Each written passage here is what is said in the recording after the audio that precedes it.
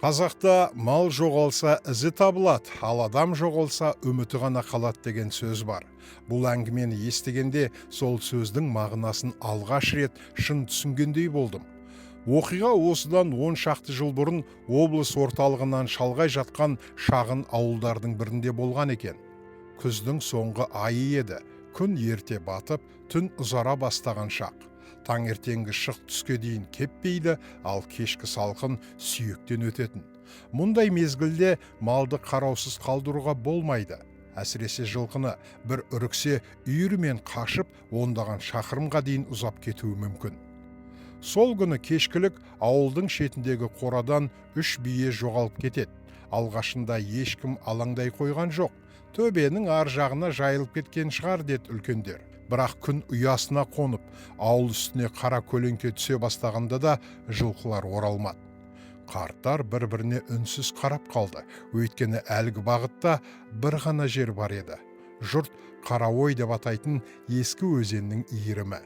Күндіз онда мал су ішетін, ал күн батқан соң ешкім жоламайтын.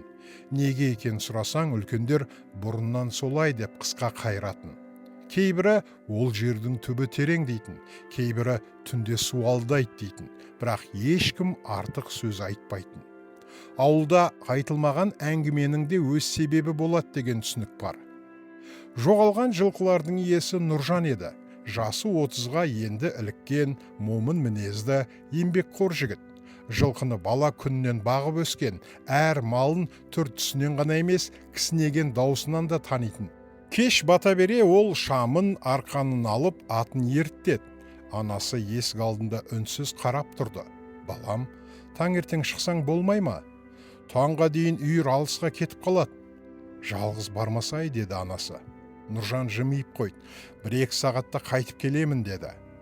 Дәл сол кезде көрші үйдің еңкейген қариясы таяғына сүйеніп жақындады. Қайда беттедің, қарағым? Жылқы іздеуге. Қария ауыр күрсінді. Егер ізі Қараойға түссе, ол сөзін аяқтамай тоқтап қалды. Онда не? Атыңнан түспе. Неге? Қария жауап бермеді, бірақ үнсіз тұрды да, не көрсең де артыңа қарама, деді. Нұржан күліп жіберді. Ой ата, сізде. Қарияның жүзінен күлкінің табы байқалмады. Мен әзілдеп тұрған жоқпын. Осы сөзден кейін Нұржан атының басын ауыл сыртына бұрды. Ауылдың соңғы үйі артта қалғанда айналаны қалың тыныштық басты. Тек аттың тұяғының дүбірі ғана естіледі. Аспанда ай толықсып тұр, бірақ оның жарығы көңілге жылу емес, әлде бір белгісіз мазасыздық сыйлайтын. 1 шақырымдай жүрген соң Нұржан жердегі ізді байқап қалды. Жылқының ізі үшеуі бір бағытқа қарай кеткен. Ол атынан түсіп, топырақты қолмен ұстап көрді. Із жаңа, алысқа ұзамаған екен деп ойлады. Бірақ бір нәрсе көңіліне қона қоймады. Жылқының ізі әдеттегідей шашыраңқы емес, үшеуі қатар-қатар бір сызықпен жүріп отырған, дәл біреу бастап келе жатқандай. Нұржан атына мініп, іздің соңынан кетті. Алда қарауытып, өзеннің қамысы көріне бастады. Түннің қоюлығы артқан сайын айналадағы дыбыстар да өзгере түсті. Күндіз еленбейтін жәндіктердің шырылы анық естіледі. Қамыстың арасынан анда-санда бірдеңе сусып өткендей болады. Бірақ жел жоқ, аспандағы ай ғана бозамық сәулесін төгіп тұр. Нұржан атын баяулатты. Өзенге жақындаған сайын атының мінезі өзгере бастады. Әлденеден секем алғандай пысқырып, құлағын қайшылай береді. Тізгінге бағынбай, кейін шегінуге тырысты.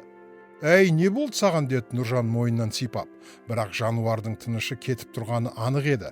Бірнеше қадам жүргеннен кейін жерде жатқан тұяқ іздері анық көрінді. Иә, бұл өз жылқыларының ізі, бірақ бір жерден кейін әлгі іздер аяқ астынан тоқтап қалған. Алдында өзен, артында із, ортасында ештеңе жоқ. Нұржан аттан түсті. Қолындағы шамды төмен түсіріп, жерді мұқият қарады. Топырақ жұмсақ. Егер жылқылар бұрылып кетсе, міндетті түрде ізі қалу керек. Жоқ, із жоқ. Дәл сол жерде жер жұтып қойғандай ғайып болған. Жігіттің жүрегі біртүрлі шым ете қалды. Өмір бойы мал баққан адам ретінде мұндайды алғаш көруі еді. Сол сәтте өзеннің арғы бетінен жылқының кісінеген даусы естілді. Нұржан басын көтеріп қарады. Қою тұманның арасынан 3 қарауытқан сұлба көрінді. Үшеуі қатар тұр, қозғалмайды, дәл өз жылқылары сияқты. «Құлагер!» деп айқайлады ол. Жауап жоқ. Әлгі 3 сұлба сол орнында тапжылмай тұр. Нұржан атын жетелеп су жағасына жақындай берді. Қамыс арасынан өткенде аяғына су тиді. Өзен тайыз еді. Арғы бетке өте салайын деп ойлады. Бірақ дәл сол кезде артынан біреу анық сөйлегендей болды. «Барма!» Даусы қарт адамның даусына ұқсайды. Нұржан жалт бұрылды. Ешкім жоқ. Жаңа ғана жүрген сүрлеу бос жатыр. Құлағыма елестеген шығар деп өз-өзін жұбатты. Тағы бір қадам басты. Сол мезетте аты осқырынып, артқа қарай тулай жөнелді. Тізгін қолдан сусып кетті. Жануар жанұшыра ауыл жаққа қарай шаба жөнелді. Нұржан соңынан жүгірмек болды, бірақ тағы да әлгі дауыс естілді. Бұл жолы анық, жақыннан, құлағының түбінен. «Кешіктің». Жігіттің өн бойын мұздай суық шарпып өтті. Ол жайлап қана басын бұрды. Өзеннің беті айнадай тынық болатын, бірақ өз бейнесінің қасында тағы бір бейне тұрды. Ұзын шашы иығына төгілген әйел, жүзі анық көрінбейді, тек аппақ қолдар ғана су бетінде қалқып тұрғандай. Нұржан демін ішіне тартып қатып қалды. Бір сәттен кейін су беті дірілдеп, әлгі бейне толқынмен бірге жоғалып кетті. Жан жағы қайтадан мүлгіген тыныштыққа енді. Ол өзін-өзі сабырға шақырып көзін уқалады. «Шаршадым, сондықтан көзіме көрінген шығар». Дәл осы ой санасынан өте бергенде арғы бетте тұрған 3 жылқының бірі баяу басын көтерді. Ай сәулесі оның көзіне түсті. Нұржанның жүрегі зырқ ете қалды. Өйткені ол жылқының көзінен жануарға тән жылылық емес, адамның жанарына ұқсайтын мұңды қарасты көрді. Жылқы бір-ақ рет кісінеді. Сосын шеуде қою тұманның ішіне қарай баяу жүріп көзден ғайып болды. Нұржан олардың соңынан ұмтылмақ болып еді, арқасынан біреу ақырын ғана ұстап қалғандай болды. Ол жалт бұрылды. Ешкім жоқ. Бірақ иығында әлдекімнің салқын алақанның ізі қалғандай сезілді. Дәл сол сәтте өзеннің арғы бетінен әйелдің бәсең үні естілді. «Олар сенікі емес». Нұржанның денесі еріксіз қалшылдап кетті. «Кім бұл? Және ол менің есімімді қайдан білет?» деген ой келді. Жігіт орнынан қозғала алмай қатып қалды. Бала күннен бері талай рет түн ішінде түзде жүрген, қасқырдың ұлығанын да естіген, боранда да адасқан. Бірақ дәл мұндай үрейді бұрын сезінбеген. Кеудесін белгісіз бір ауырлық басып, тынысы тарылғандай болды. Өзеннің арғы бетіне көз салды. Әлгі 3 жылқы жоқ, тұман ғана қалқып тұр. Көзіме елестет, осы ойға сүйенгісі келді, бірақ жердегі тұяқ іздері өтірік емес еді. Олар өзеннің дәл жиегіне дейін келіп, содан кейін ғайып болған. Нұржан шамын көтеріп, суға жарық түсірді. Тұп-тұнық судың түбіндегі майда тастар анық көрінеді, бірақ дәл орта тұсында қарауытып жатқан бір шұңқыр бар. Жарық соған жеткенімен түбі көрінбейді.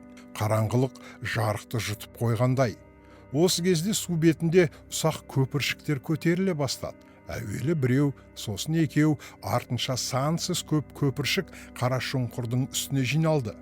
Нұржан аңтарыла қарап тұрғанда көпіршіктердің арасынан күңгірт бір үн шықты. Әнге ұқсайды, бірақ сөзі түсініксіз. Қазақшада емес, басқа тілде де емес, тек мұң, тек сағыныш. Сол әуенді тыңдап тұрған сайын Нұржанның аяқтары өзінен өзі суға қарай жылжи берді. Бір қадам, тағы бір қадам, енді бірер адым жасаса қара суға түседі. Кенет арт жақтан иттің үрген дауысы шықты. Қатты, ашулы, әлгі дыбыс Нұржанды селк еткізді. Ол жалт бұрылды. Ауылдың төбеті Ақтөс екен. Ит түн қараңғысын қақ жарып жүгіріп келіп, Нұржанның шалбарынан тістеп, кейін қарай тарта бастады. «Әй, Ақтөс, не болды?» Ит қыңсылаған күйі жіберер емес. Басы өзінге қарай бұрылса болды, арсылдап үреді. Дәл осы сәтте өзендегі әлгі әуенде сап тиылды. Айнала тағы да тым-тырыс қалыпқа енді. Нұржан бір сәт бұрын не болған енді ғана ұққандай болды. Егер ит келмегенде, ол судың ішіне өзі кіріп кетер ме еді? Ақтөс ауылға дейін тоқтамай жүгірді. Нұржан да соңынан ерді. Үйіне кірген бетте анасы оның өңін көріп шошып кетті. «Балам, саған не болған?» Жігіт жауап бере алмады. Қолдары мұздап кеткен, ерні бозарып тұр. Тек жылқылар жоқ дей алды. Түннің қалған бөлігінде ауылдың бірнеше азаматы жиналып, сол жылқыларды іздеуге шықты. Бұл жолы жалғыз емес, қолдарында қуатты шамдар, 2 мотоцикл, бірнеше ат болды. Таң атқанша қара ойдың айналасын түгел шарлады, бірақ кешке дейін анық көрінген тұяқ іздері жоқ болып кеткен. Жаңбыр жаумаған, жел тұрмаған, соған қарамастан жер таптаза еді. Тіпті Нұржанның өз етігінің ізі де қалмаған. «Сен басқа жерді шатастырып тұрған жоқсың ба?» деді жігіттердің бірі. Нұржан үндемеді. Шатастырмағанын өз ғана білетін. Үшінші күні жоғалған жылқылар өздігінен ауылға қайтып келді. Үшеуі де аман, денелерінде бір жарақат жоқ, бірақ бір нәрсе бәрін таң қалдырды. Жылқылардың жал құйрығы тып-тынық сумен жаңа ғана жуылғандай аппақ, тап-таза болып тұрған. Ал тұяқтарында бір түйір лай жоқ еді, тура ұзақ жол жүрмегендей. Сол күннен кейін Нұржан әлгі оқиғаны ешкімге айтпады, тек көрші ақсақалға ғана болған жайды түгел баяндап берді. Қария үнсіз тыңдап отырды. Әңгіме аяқталған соң жай ғана «Сенің жолың болған екен, қарағым» деді. Неге?